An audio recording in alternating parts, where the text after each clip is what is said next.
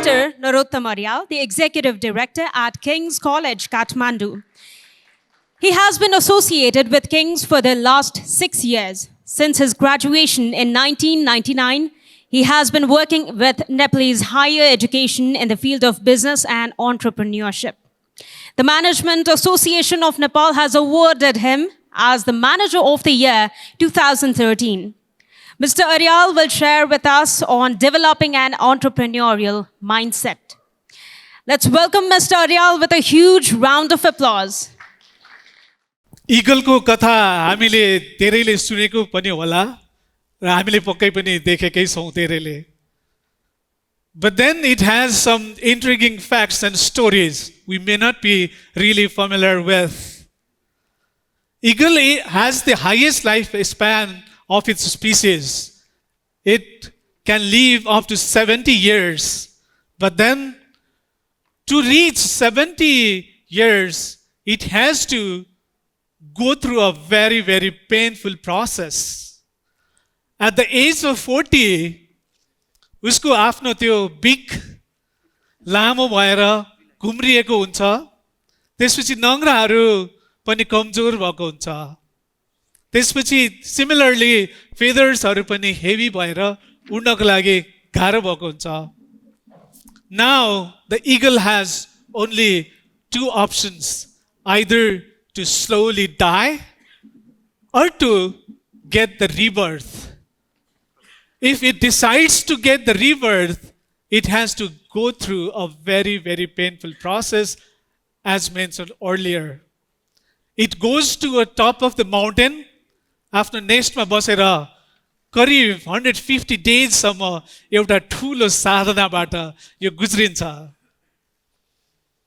चट्टानमा आफ्नो त्यो घुम्रिएको चुच्चोलाई ठोकिकन त्यो पुरानो चुच्चोलाई झार्छ र त्यसले जब नयाँ पलाउँछ उसले आफ्नो ट्यालेन्ट्सहरू नङ्ग्राहरू पुरानो नङ्ग्रा झिकेर फाल्छ. फेरि वेट गर्छ र त्यो नङ्ग्राहरू सर्टेन टाइम पछि आइसके पछाडि फेदर्सहरू प्लक आउट गरेर फाल्छ. When सबै कुराहरू रेडी हुन्छ, it takes a very, very interesting flight of rebirth. Just the way eagle needs rebirth, our education is in a bad need of rebirth. यदि हाम्रो education wants to survive, let alone thrive. As an educator, for the last 20 years, I have been in the field of education and I have had certain observations and certain experiences. In this event of entrepreneurs, you may be wondering why an educator speaking. But then what I have realized, a very, very important fact is that education is a very, very important component of this entrepreneurial ecosystem. Because in the 21st century, I think education has had the most significant role to shape our thinking, shape our life. Because हाम्रो 2.5 years मा kindergarten मा पठाएको बच्चा 30-35 सम्म पनि हामी एजुकेसनमै हुन्छौं. On top of that, जति बेला formative stage हुन्छ, हाम्रो minds, habits, thinking हरू डेभलप भइराखेको हुन्छ, त्यो एजुकेसन सिस्टममै हुन्छ. That's why if you don't change the education system, we can never think of changing our entrepreneurial ecosystem. And we can't really create that entrepreneurial mindset in our youths. म 8 क्लासमा पढ्दाखेरिको एउटा story, एउटा course थियो जसमा हामीले filing भनेर पढ्नु पर्थ्यो. 3वटा किसिमको फाइलिङ भनेर सरले पढाउनु भएको थियो. एउटा तार फाइलिङ, एउटा धरातल फाइलिङ. बाइ द वे म एउटा सरकारी स्कुलमा पढेको हो, त्यसकारणले अंग्रेजीमा हैन मैले नेपालीमा पढेको थिएँ. अनि एउटा तार फाइलिङ, अर्को धरातल फाइलिङ र अर्को ठाडो फाइलिङ. तपाईहरुको जानकारीको लागि तार फाइलिङ त सबैले बुझ्नुहुन्छ होला. ठाडो फाइलिङ भनेको चाहिँ भर्टिकल्ली राख्ने रहेछ अनि धरातल फाइलिङ भनेको चाहिँ हरिजन्टली स्ट्याक गरेर राख्ने रहेछ. अनि हामी हरेक यो फाइलिङ सिस्टमको 10-10 वटा फाइदा र बेफाइदा भनेर लेखिएको थियो र त्यो सबै कन्ठ पार्नु पर्थ्यो अनि क्लासमा आएर सुनाउँदाखेरि एउटा पोइन्ट छुटाए एक छडी खाइन्थ्यो। त्यही कारणले त्यो छडीको डरले हामीले त्यो कन्ठस्थै पारेको थियौँ। फास्ट फरवर्ड म मास्टर्स पढ्न आएँ। त्यसपछि पढ्दाखेरि मैले पब्लिक एडमिनिस्ट्रेसनमा पढेको हो अनि त्यसपछि म पब्लिक पोलिसी एनालिसिस भन्ने एउटा कोर्स थियो अनि त्यसमा मैले पब्लिक पोलिसी एनालिसिसको साइकल मलाई कन्ठै थियो, त्यसको स्टेजेसहरू ध्यान दिनुपर्ने फ्याक्टर्सहरू कन्ठै थियो। अगेन त्यो कन्ठ पारेन भने फेरि जाँचमा मार्क्स आउँदैन थियो। त्यसरी नै फेरि एकदमै धेरै कन्ठ पारेर सरको छडीको डरले फेरि त्यो पनि राम्रै गर्यो।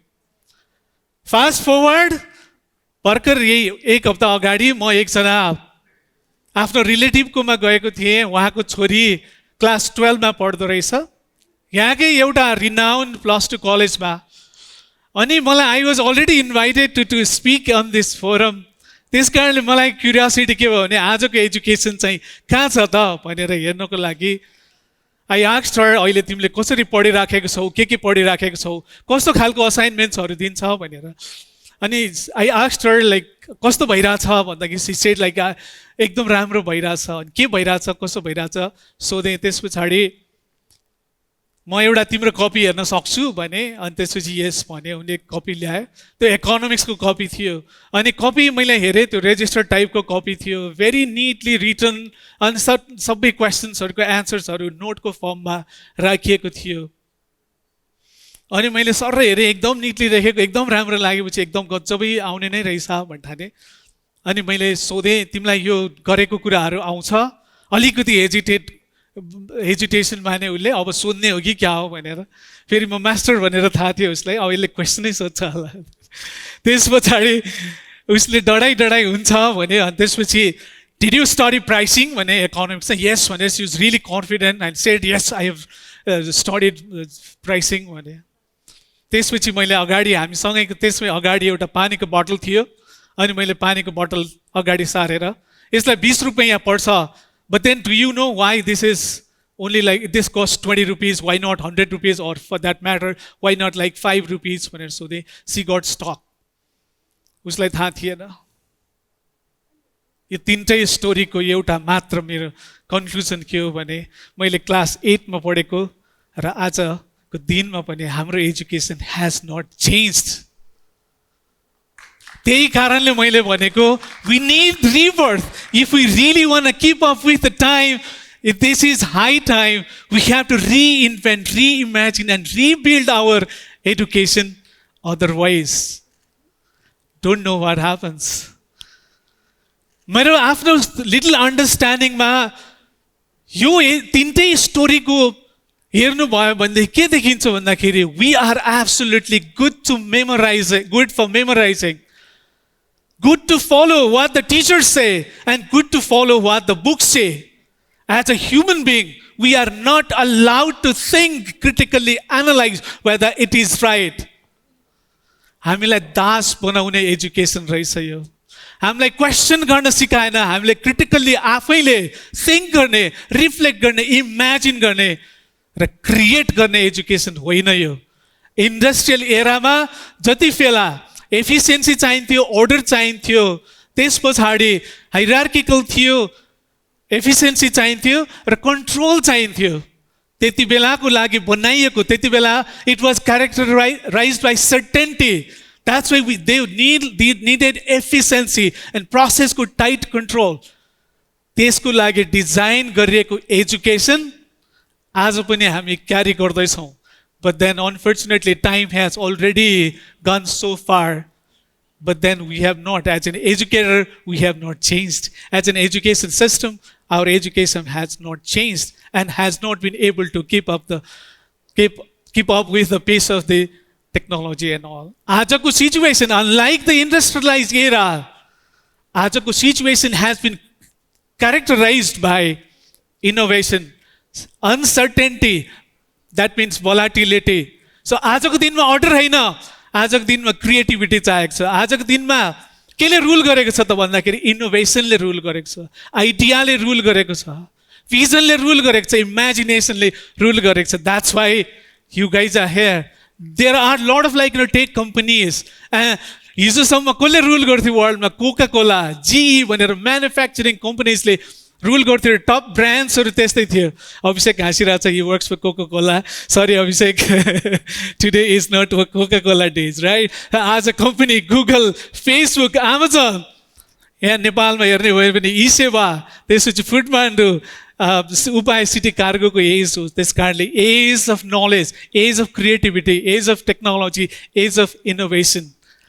अब जुन तरिकाको एजुकेसन हामीले प्रोभाइड गरिरहेछौँ, do you think that will provide that, nurture that entrepreneur mindset, or are we still providing the same kind of education जसले सोच्न सिकाएन, गर्न सिकाएन, मात्र के सिकायो भन्दाखेरि बुकमा लेखेको कुरा कण्ठ पार्न सिकायो, एक्जाममा गएर फर्मिट गर्न सिकायो, गुड ग्रेड्स ल्याएर विद्वान भयो. टिचर विद्वान किन छौँ थाहा छ?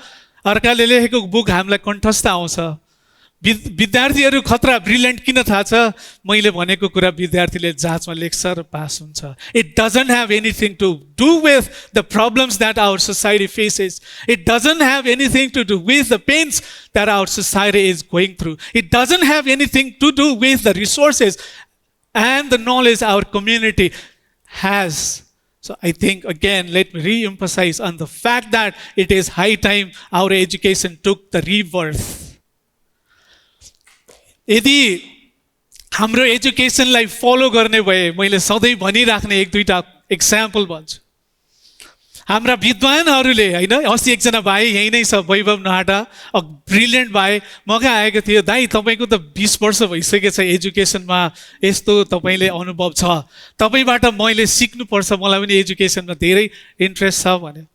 मैले भने सरी ब्रदर, मसँग नसिक, मैले त्यही घिसापिटा बुझेको छु. यदि मैले जसरी तिमीले एजुकेसन सिक्यौ भने आज मैले जे नगर्न सकेको तिमीले पनि त्यही नगर्न सक्छौ. यदि विश्वास ढकालले हाम्रा विद्वान ब्याङ्करहरूसँग सिकेको भए यी सेवा जन्मिँदैन थियो. आज हाम्रो सुमनजीले विद्वान ट्रान्सपोर्टेसन एक्सपर्ट्सहरूसँग सिक्नुभयो भए उपाय सिटी कारको जन्मिँदैन थियो. आज हामीलाई we need unconventional people from extra, the के भन्छ, डोमेनभन्दा बाहिरको, राइट? So domain भित्रको भनेकै बक्सभित्र, that is the only reality that we have. There is only one truth that I say, that the book says. No, there are multiple realities. You can create new reality. भन्ने education हामीलाई चाहेको छ.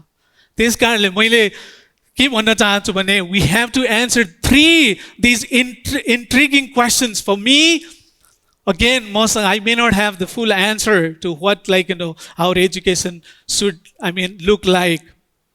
Yota, will our education system provide an opportunity for our learners to reimagine, to critically think, freely think, and independently think? Does our education system provide an opportunity to play with the real problems? Will our education system allow our learners to try, fail, experiment, and relearn? I think our education system has to empower the learners, respect the learners, that each learner is equally capable of reimagining this world. Education has to be liberating. Daswala hoina. Now it's high time we came together, reflect, reimagine, rewrite, and rebuild our education system so that we could build that entrepreneurial mindset in our learners. Thank you so much. Enjoy the rest of the day.